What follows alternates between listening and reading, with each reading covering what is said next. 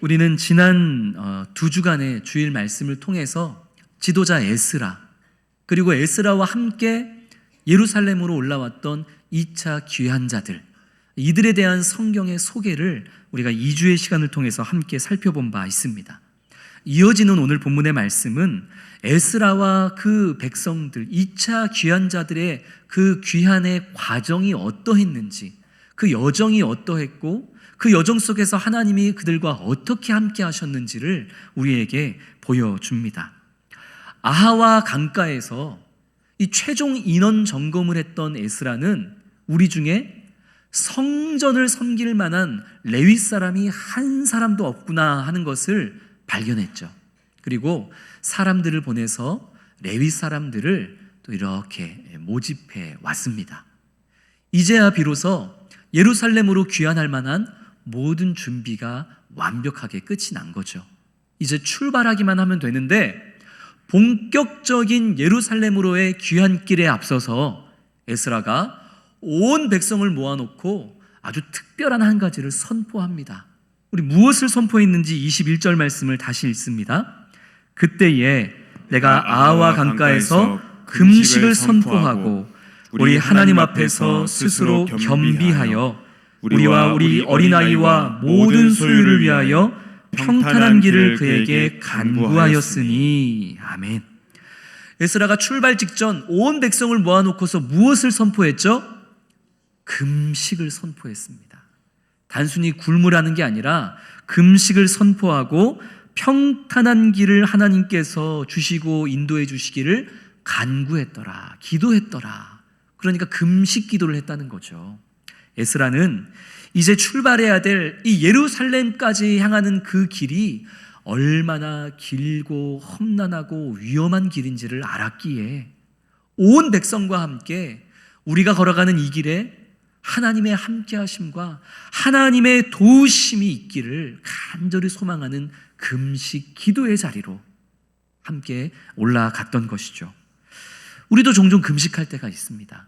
우리가 병원에서 어떤 검사를 앞두고 있을 때 혹은 수술을 앞두고 있을 때 그때도 이제 필요에 의해서 금식을 하죠. 뿐만 아니라 날씬한 몸매를 갖고 싶을 때, 뭔가 좀 건강한 몸을 유지하고 싶을 때 그때도 자발적으로 금식하고는 합니다.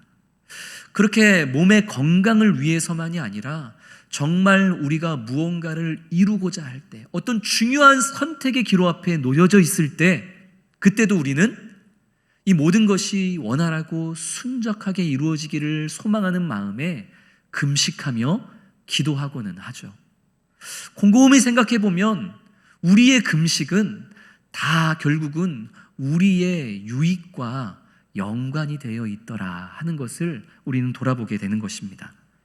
저는 어렸을 적부터 이 금식 기도, 이게 참 궁금했습니다. 중요한 가정사를 앞두고 늘 금식 기도하셨던 우리 부모님을 보면서, 그리고 중요한 교회에 어떤 여러 가지 사안이 있을 때마다 온 성도가 함께 날을 정해서 금식 기도하는 그런 공동체의 모습을 보면서 금식 기도를 하는 이유가 뭘까? 그냥 기도하면 하나님이 안 들어주시나? 이 쫄쫄 굶어가면서 기도해야 하는 특별한 이유가 있나? 저는 그게 참 궁금했었습니다. 궁금하다 보니 얘기해 주는 사람은 없고, 그러니까 저 혼자 스스로 이 금식 기도에 대해서 오해를 했던 경우도 있었던 것 같아요. 하나님 앞에서 아주 배가 고파서 쫄쫄 굶는 불쌍한 모습을 보여드려서 하나님으로 하여금 긍휼을 얻어내려 하는 거구나. 그래서 금식하는 거구나. 그렇다면 금식할 때마다 최대한 하나님 앞에 불쌍한 모습을 유지해야 되겠다. 이 금식 기도의 이유를 저는 이런 데서 찾기 시작했던 거예요. 보통 자녀들이 부모님에게 무언가를 얻어내고자 할 때 가장 많이 사용하는 방법이잖아요. 부모님한테 어떤 모습 보이는 거? 불쌍한 모습 보이는 거. 자녀들만이 아니라 사실 오늘날 수많은 남편들이 아내에게 무언가를 얻어내기 위해 사용하는 전략이기도 합니다. 저도 뭔가 사고 싶고 갖고 싶은 게 있을 때, 그때 제 마음대로 살 수는 없고 우리 집 재정부장, 이제 아내에게 허락을 받아야 되는데 허락해 줄 것 같지가 않으면 계획을 세우는 거예요. 일주일 전부터 기력이 없는 모습을 보이는 거죠. 집에 갈 때마다 힘 빠진 모습, 불쌍해 보이는 모습. 야, 저 사람 저대로 놔두면 뭔가 안 될 것 같다. 어떤 아내로부터 이런 궁휼한 마음을 불러일으키는 그런 불쌍한 모습을 보이면 아내가 뭐 필요한 거 있어? 내가 좀 사줄까? 이렇게 아주 긍정적인 반응을 보이는 거죠. 이 자녀들이 그리고 남편들이 뭔가 엄마와 부모와 아내의 마음을 내게 유리한 쪽으로 바꾸어 놓고자 불쌍한 모습을 보이는 거. 이게 금식 기도하는 이유인가? 저는 그렇게 오해했던 적도 있습니다. 또 이렇게 오해한 적도 있어요. 종종 드라마를 보면 이런 장면이 나올 때가 있죠. 결혼을 허락받으러 부모님 앞에 가서 아버님, 어머님 허락해 주실 때까지 일어나지 않겠습니다. 결혼을 승낙해 주실 때까지 먹지 않겠습니다. 결혼 허락 안 해주시면 이대로 굶어 죽겠습니다. 이런 식으로 부모에게 원하는 자신의 뜻을 끝까지 관철시키려고 그렇게 또 이제 금식하는 그런 장면들을 우리가 드라마에서 영화에서 종종 볼 때가 있죠. 저는 그래서 금식 기도의 이유가 또 그런 건 줄 알았어요. 하나님 내 기도 안 들어주시면, 나 안 도와주시면 나 이대로 굶어 죽습니다. 이런 식으로 무언의 압박과 투쟁을 하는 게 이게 금식 기도구나. 자녀 이기는 부모 없다고 하나님 앞에 이렇게 투쟁하면 하나님이 들어주시겠지. 그래서 금식하는 거구나. 저는 그렇게 오해했던 적도 있습니다. 성도님들은 금식 기도를 하는 이유를 무엇으로 이해하고 계십니까? 금식 기도를 왜 하는 거죠? 예루살렘으로 향하는 그 어려운 길 앞에서 에스라와 온 백성이 금식 기도했던 이유는 무엇일까요? 그 이유가 우리가 방금 읽었던 21절 말씀에 그 정답이 기록되어 있어요. 에스라가 아와 강가에서 금식을 선포하고 우리 하나님 앞에서 스스로 뭐하기 위해서? 겸비하기 위해서 금식을 선포했다라는 거예요. 이 겸비하다라는 말은 하나님 앞에서 겸손해지다, 하나님 앞에서 엎드러지다. 이게 바로 겸비하다라는 단어의 뜻입니다. 곡기와 음식을 끊어내는 내 어떤 그런 특별한 행위를 통해서 하나님의 선택과 결정에 내가 어떤 영향을 미치겠다, 내가 원하는 대로 하나님을 움직여버리고 말겠다, 이게 금식 기도가 아닙니다. 에스라와 온 백성이 하나님 앞에 금식하며 기도했던 이유는 하나님 앞에 내 마음을 더 겸손케 하기 위함이었습니다. 여기까지 나를 선하게 인도하셨고 앞으로도 나를 선하게 인도하시고 내 길을 지켜주시고 승리하게 하실 그 하나님을 더 분명하고 깨끗하고 투명하게 내가 바라볼 수 있도록 더러운 내 마음을 정화시키고자, 내 마음을 겸비하게 하고자, 하나님 앞에 엎드리고자 에스라와 온 백성이 뭐 했다고요? 금식 기도를 했다는 것이죠. 사랑하는 성도 여러분, 쉽게 말해서 금식 기도는 하나님, 내가 이렇게까지 노력하고 애를 쓰니까 내 기도 들어주세요. 하나님이 마음을 좀 바꾸세요. 이게 금식 기도가 아니라 진정한 금식 기도는 하나님, 나의 어떠한가 상관없이 내가 아무리 부족하고 못나도 하나님은 그럼에도 불구하고 나를 반드시 인도해 주시는 분이신 줄로 믿습니다. 제가 그 하나님을 더 의심 없이 분명하게 바라볼 수 있도록 내 마음을 깨끗하게 하기 위해서 제가 금식합니다. 제가 노력합니다. 제가 제 나름대로 나를 향한 하나님을 분명하게 보기 위해서 제가 몸부림칩니다. 하나님 앞에 엎드러집니다. 그게 뭐라고요? 그게 금식 기도예요. 그게 내 마음을 겸비케 하는 과정인 줄로 믿습니다. 금식 기도를 통해 하나님을 바꾸겠다는 게 아니라 누구를 바꾸겠다는 거예요? 나 자신의 마음을 바꾸겠다는 게 그게 금식 기도입니다. 금식 기도는 내 필요에 맞게 무언가를 얻어낼 수 있도록 하나님을 움직이는 기술이 아니라는 거죠.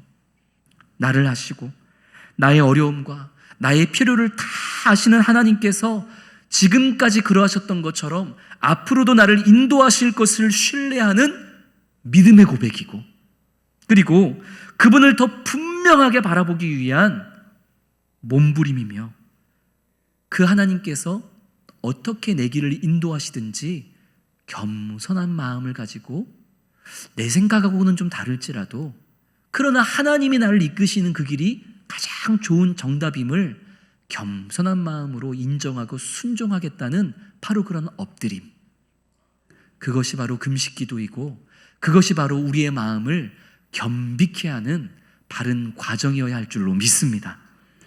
오늘 본문의 이스라엘 백성들이 가야 할 길이 멀고 험난했던 것처럼 우리 사랑하는 성도님들이 이 땅에서 걸어가야 할 신앙의 길, 믿음의 길도 멀고 험난하고 위험합니다. 그래서 우리가 걸어가는 그 모든 길에는 하나님의 도우심이 필요합니다.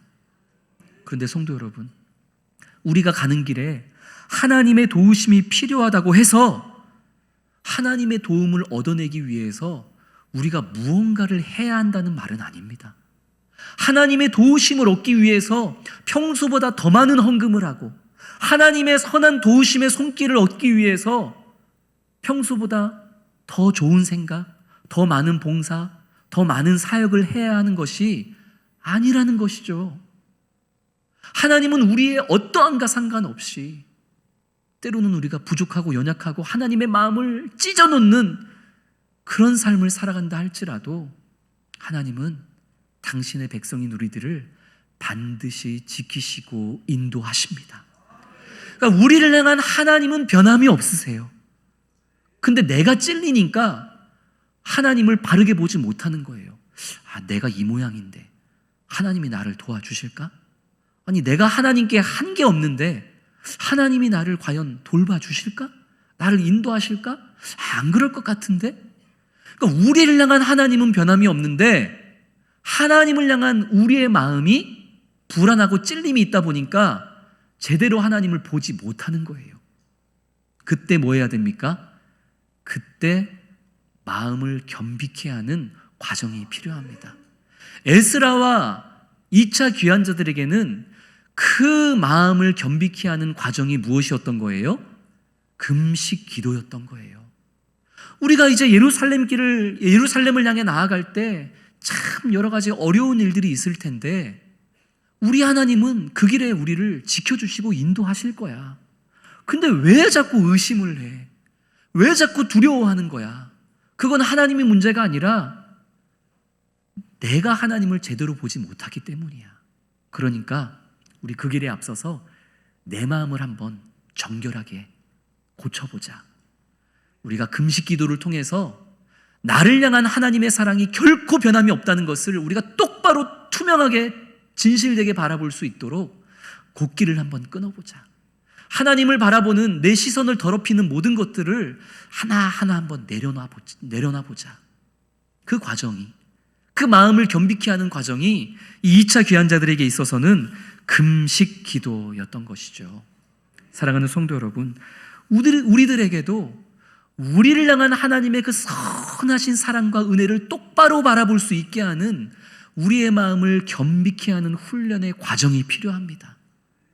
때로는 그게 금식이 될 수도 있고, 때로는 그것이 정한 시간에 하나님께 말씀을 묵상하며 나아가는 경건의 시간, 매일 아침에 큐티의 시간이 될 수도 있는 것이죠.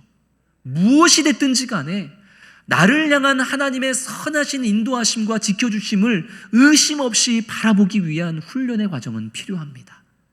그렇게 말씀과 기도로 우리의 마음을 하나님 앞에 겸손케 하고 엎드리고 몸부림침으로 말미암아 나를 향한 주님을 명확하고 분명하게 의심 없이 바라보는 우리 성도님 되시기를 소망합니다. 22절에는 에스라가 더더욱 백성들과 함께 하나님을 겸비한 마음으로써 의지하며 기도하며 나아갈 수밖에 없었던 한 가지 이유가 등장하는데, 우리 화면을 보면서 22절 말씀을 쉬운 성경으로 같이 읽겠습니다. 나는 왕에게 군대와 기마병을 보내달라는 말을 하기가 부끄러웠습니다.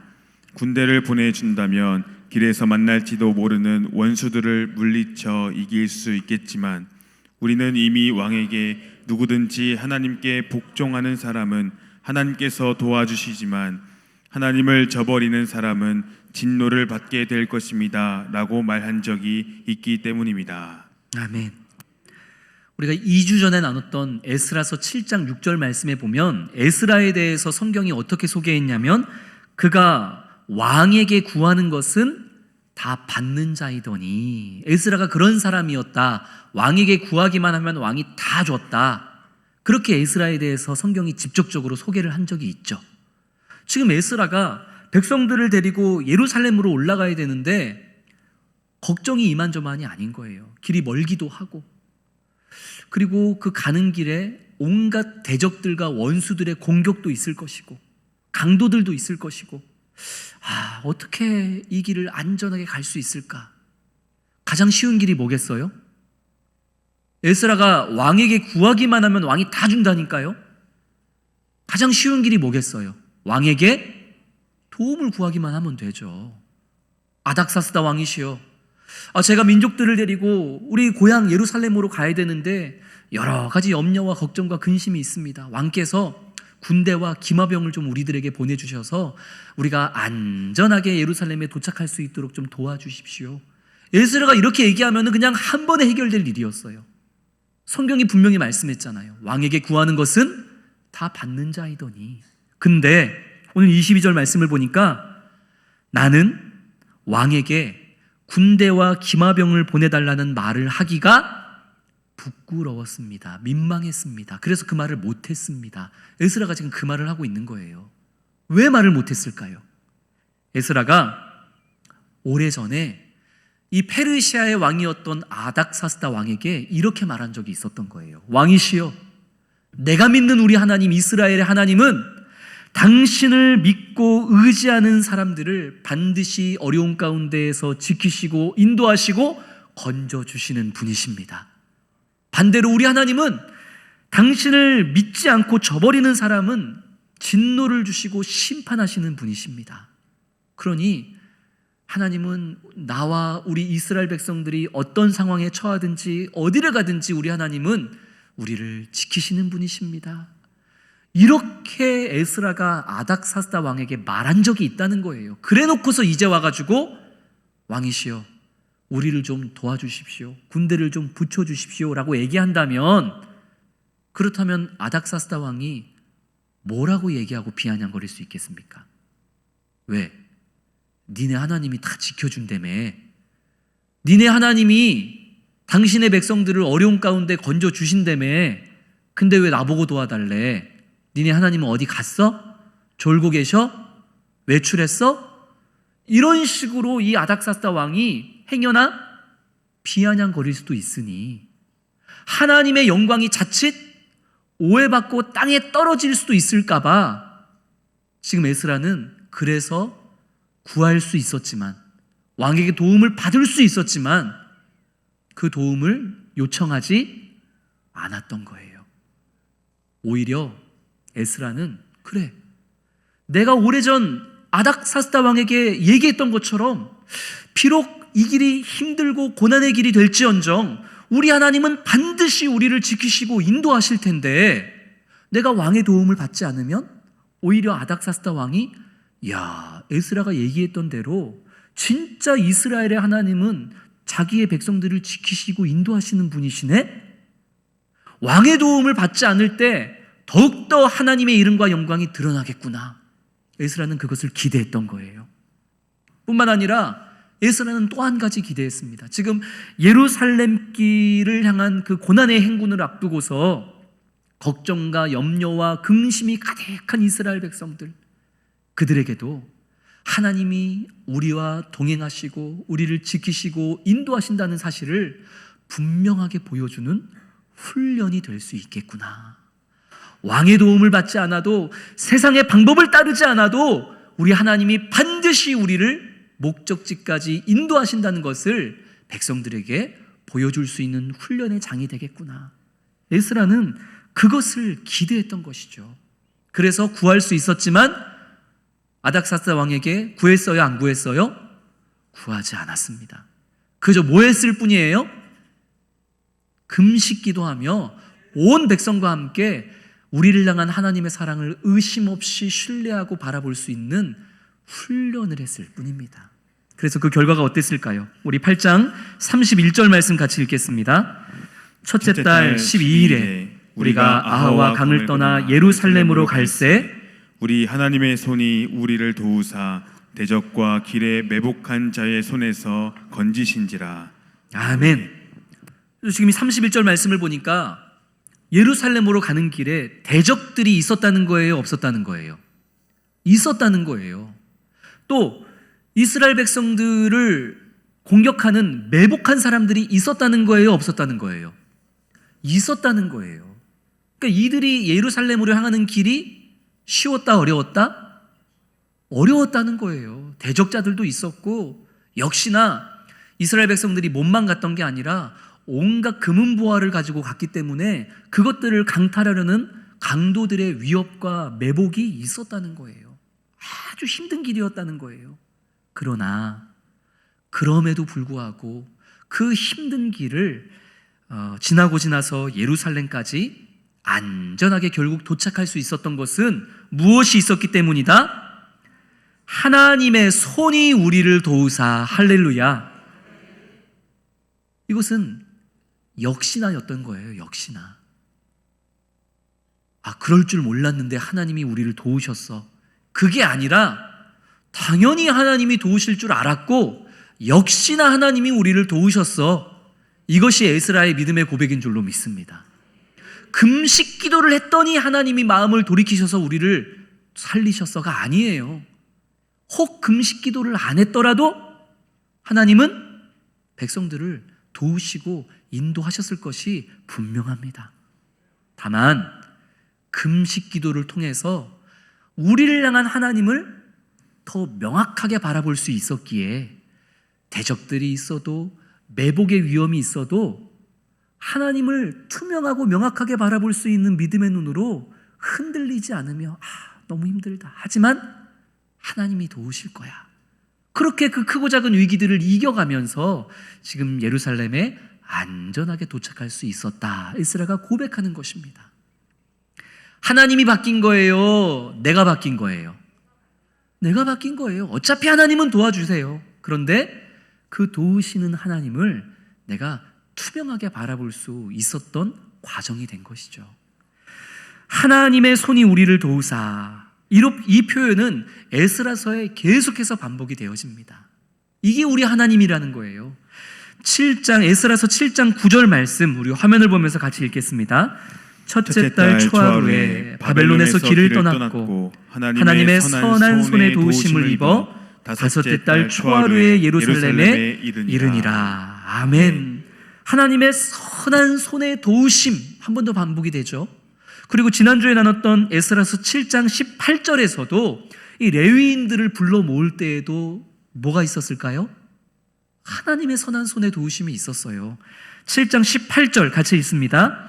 우리 하나님의 선한 손에 도우심을 입고 그들이 이스라엘의 손자 레위의 아들 말리의 자손 중에서 한 명철한 사람을 데려오고. 아멘. 할렐루야. 4개월간의 이 긴 여행 동안 그 많은 사람과 그리고 성전에 바쳐질 수많은 예물이 하나도 손상되지 않고 예루살렘에 도착할 수 있었던 것, 그것은 세상의 도움이 아니라 세상의 방법을 의지했기 때문이 아니라 오직 당연하게도 약속되었던 하나님의 보호하심과 그 손의 선한 도우심 때문이었습니다. 이것을 늘 마음을 겸비케 함으로 의심 없이 바라볼 수 있는 저와 우리 성도님들이 되시기를 소망합니다. 오늘 말씀을 여기서 마쳤으면 좋겠는데 그러기에는 시간이 너무 짧기도 하고, 그리고 오늘 성도님들이 또 이 말씀을 좀 엉뚱하게 적용하실까봐 제가 한 가지만 더 말씀드리려고 합니다.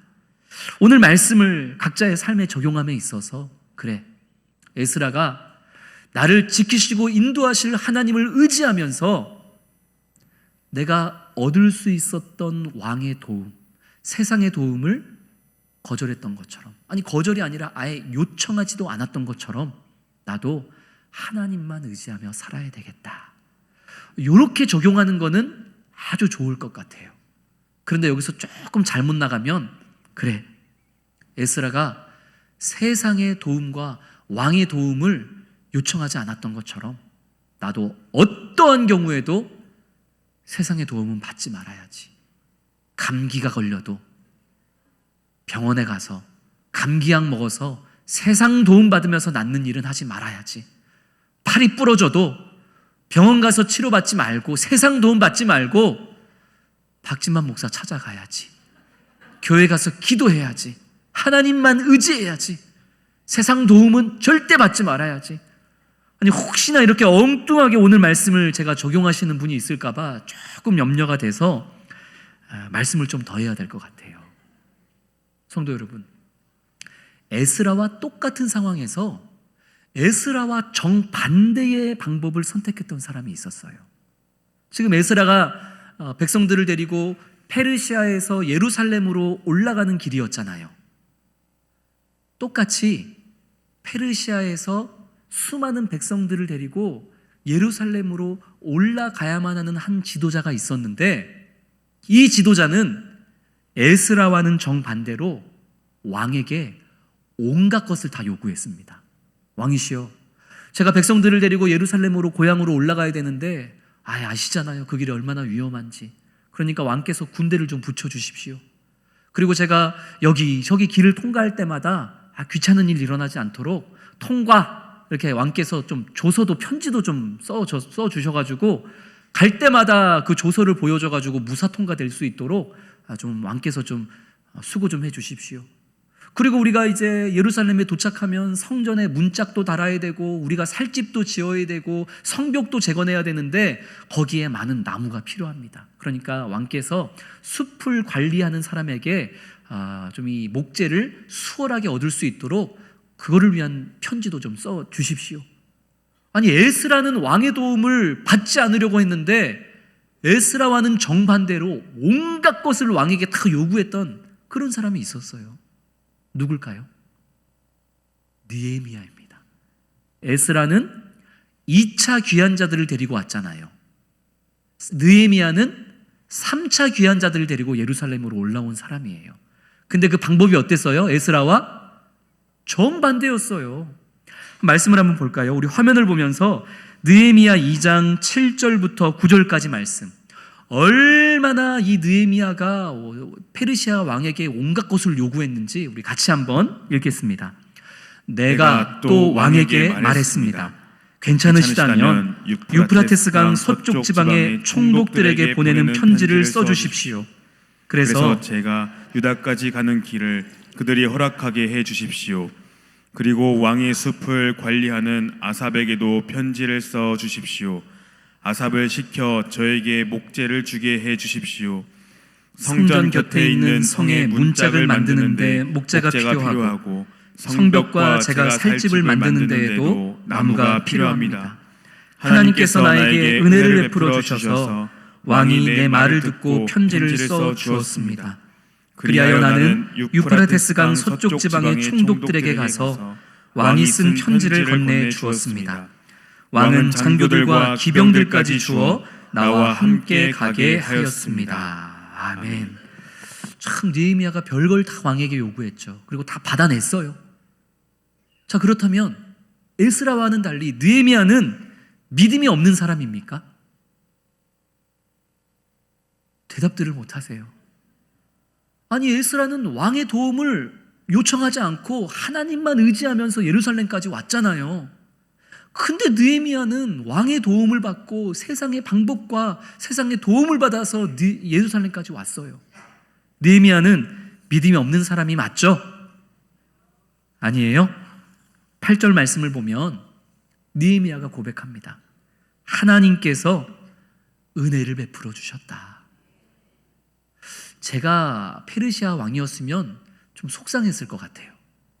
아니 내가 도와줬는데, 내가 군대 보내줬는데, 내가 조서를 써줬는데 느헤미야가 왕께서 은혜를 베풀어 주시고 도와주셨다 이렇게 표현하는 게 아니라 정작 도와준 건 페르시아 왕인데 느헤미야가 누가 도와줬다고 고백해요? 하나님께서 은혜를 베풀어 주셨다 이렇게 고백하는 거예요.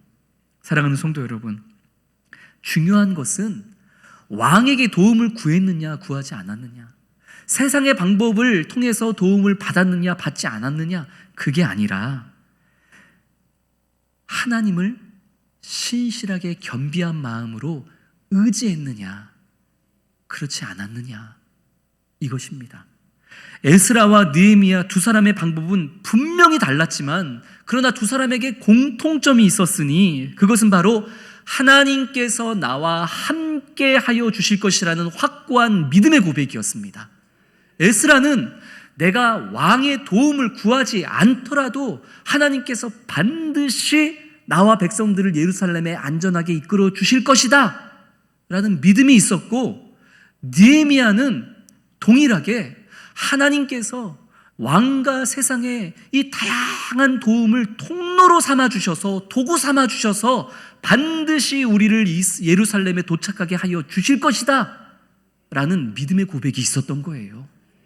그러니까 둘 다 하나님이 나를 사랑하시고 나를 지켜주시고 나를 인도해 주실 것이다 라는 동일한 고백이 있었던 거예요.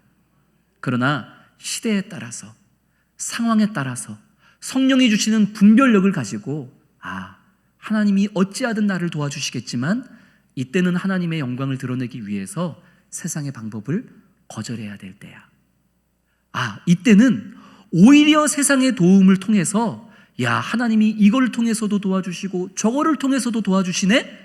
이거를 오히려 드러낼 때야. 이거는 우리가 하나님 앞에 겸비한 마음을 갖고 늘 성령에 깨어 있을 때 우리가 적절한 방법을 통해서 하나님의 영광을 드러낼 수 있는 것입니다. 그러니까 왕의 도움을 받았느냐 받지 않았느냐 그걸로 믿음을 평가하는 것이 아니라 에스라도 느헤미야도 동일하게 뭐가 있었다? 하나님이 반드시 나를 지켜주시고 도와주시고 인도하실 것이다.